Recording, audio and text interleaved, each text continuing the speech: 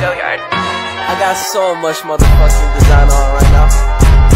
Break it down, bring it back, make it clap. I got 3 old thoughts, new block, where that thing. Bitches on my line, and you know.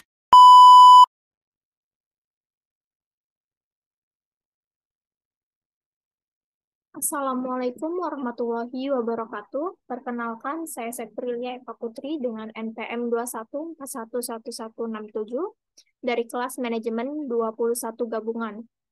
Di sini saya akan sedikit menjelaskan mengenai analisis pasar online dalam lingkungan mikro. Yang pertama, ada analisis situasi untuk pemasaran digital.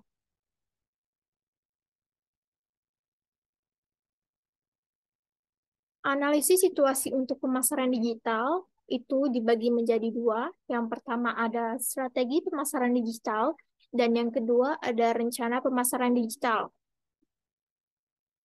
Di dalam strategi pemasaran digital terdapat 3 hal penting, yaitu yang pertama niat, yang kedua rencana pemasaran, dan yang ketiga adalah tindakan. Niat adalah apa yang ingin Anda capai di dalam strategi pemasaran digital, dan yang kedua ada rencana pemasaran. Rencana pemasaran adalah jalan umum yang harus diambil untuk mencapai kesuksesan dan memenuhi niat. Dan yang ketiga ada tindakan. Tindakan adalah tugas spesifik yang perlu dilakukan agar pengembangan strategi dapat berjalan sebagai proses perencanaan. Dan yang kedua itu ada rencana pemasaran digital. Rencana pemasaran digital adalah penggunaan sasaran yang jelas untuk bisnis yang dijalankan, yang mencakup akuisisi pelanggan, pertumbuhan pendapat, dan upaya retensi. Setelah mengembangkan rencana pemasaran digital, untuk menjaga efektivitas rencana pemasaran digital dapat dilakukan beberapa hal, yaitu desain dan pengembangan web, pengembangan strategi konten, pengoptimalan mesin pencari, pemasaran email, pemasaran media sosial, dan media pembelian. Selanjutnya ada lingkungan pemasaran digital. Analisis lingkungan pemasaran mengacu pada alat analisis strategis yang membantu mengidentifikasi faktor lingkungan internal dan eksternal yang mempengaruhi kemampuan organisasi untuk bekerja dengan baik.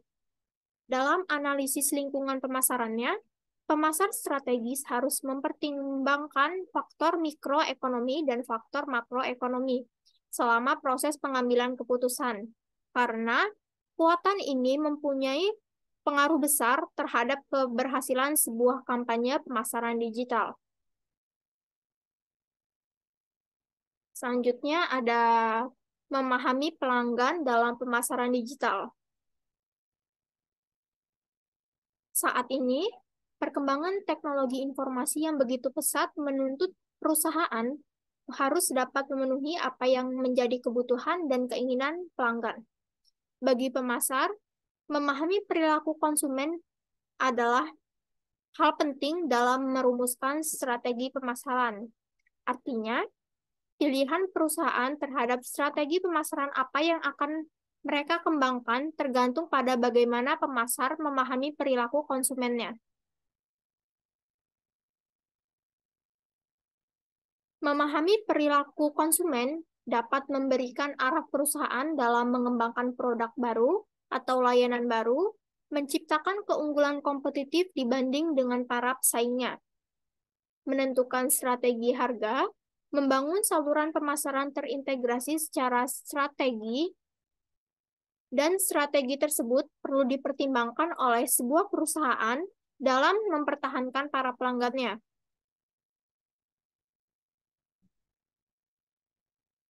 Selanjutnya ada pilihan konsumen dan pengaruh digital. Berikut beberapa faktor yang dapat mempengaruhi pilihan konsumen. Yang pertama ada desain produk, yang kedua ada kualitas produk, yang ketiga harga, yang keempat citra merek, yang kelima ada tren. Keputusan pembelian adalah pemilihan dari dua atau lebih alternatif pilihan keputusan pembelian, yang artinya bahwa seseorang dapat membuat keputusan itu harus tersedia beberapa alternatif pilihan. Kepuasan atau ketidakpuasan konsumen terhadap perilaku pembelian adalah jika konsumen puas, kemungkinan besar akan melakukan pembelian secara berulang, dan begitu juga sebaliknya. Ketidakpuasan konsumen akan terjadi jika konsumen mengalami pengharapan yang tidak dipenuhi. Selanjutnya ada karakteristik pelanggan. Yang pertama, ada pelanggan baru. Kedua, ada pelanggan potensial. Ketiga, ada pelanggan impulsif. Keempat, ada pelanggan hemat. Dan yang kelima, ada pelanggan setia. Pelanggan baru biasanya sering mengajukan banyak pertanyaan mengenai produk, barang, atau jasa yang ditawarkan. Dan untuk pelanggan potensial, biasanya menunjukkan rasa ketertarikan terhadap produk melalui berbagai pertanyaan. Untuk pelanggan impulsif, biasanya ditandai dengan sikap spontan dalam membeli sebuah produk.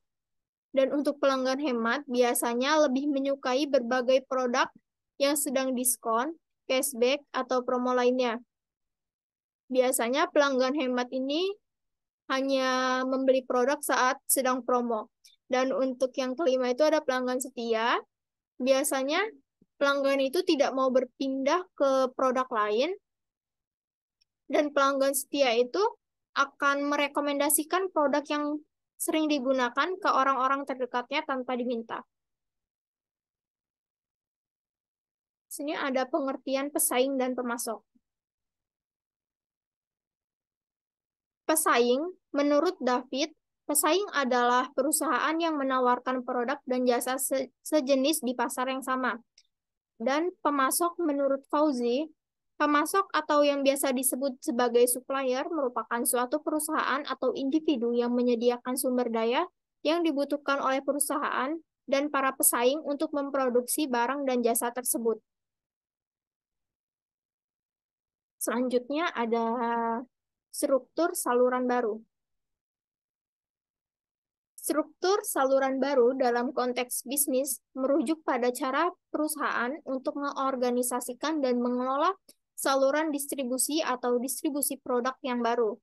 Hal ini bisa melibatkan pembukaan saluran distribusi baru, peningkatan efisiensi saluran yang sudah ada, dan menciptakan cara baru untuk mencapai pelanggan. Selanjutnya ada beberapa model bisnis digital untuk e-commerce. Yang pertama itu ada B2B, yang kedua B2C, yang ketiga C2C, dan yang keempat ada C2B. Bisnis digital adalah bisnis yang memanfaatkan teknologi untuk menjalankannya. Bisnis digital bermula dari perkembangan teknologi yang terus dilakukan oleh manusia. Bisnis to business atau B2B adalah model bisnis di mana suatu perusahaan atau organisasi menjual produk atau layanan kepada perusahaan atau organisasi lain. Untuk B2C atau business to consumer adalah model bisnis di mana perusahaan atau organisasi menjual produk atau layanan langsung kepada konsumen. Untuk C2C, yaitu consumer to consumer, adalah model di mana individu menjual produk atau layanan kepada individu lain. Dan yang terakhir itu ada C2B. C2B itu consumer to business, adalah model bisnis yang berkebalikan dengan B2C, di mana individu atau konsumen akan menawarkan produk atau layanan mereka kepada perusahaan atau sebuah organisasi. Dan kesimpulan pada materi hari ini adalah dengan memahami perilaku konsumen dapat memberikan arah bagi sebuah perusahaan dalam pengembangan produk baru atau layanan baru, menciptakan keunggulan kompetitif dibanding dengan para pesaingnya, menentukan strategi harga, membangun saluran pemasaran terintegrasi, serta strategi bauran pemasaran lainnya. Sekian materi yang dapat saya jelaskan. Kurang dan lebihnya saya mohon maaf. Saya akhiri. Wassalamualaikum warahmatullahi wabarakatuh.